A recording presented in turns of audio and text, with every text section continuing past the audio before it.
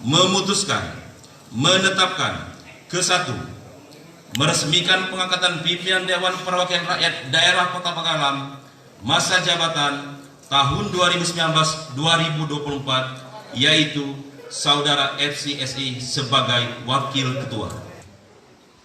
Berdasarkan keputusan Gubernur Sumatera Selatan nomor 516 KPTS 1/2019 tanggal 16 September 2019 dan nomor 540 KPTS Romawi 1/2019 tanggal 27 September 2019 tentang peresmian pengangkatan pimpinan Dewan Perwakilan Rakyat Daerah Kota Pagar Alam sebelum memantul jabatannya.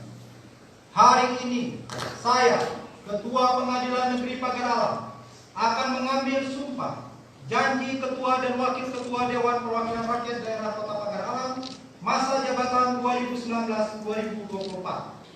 Perhatikan dan untuk semua ikuti kata-kata saya.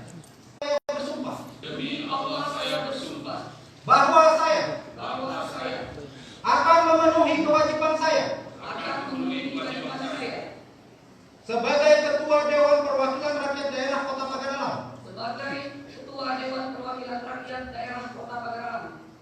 Sebagai Wakil Ketua Dewan Perwakilan Rakyat Daerah Kota Pagar Alam.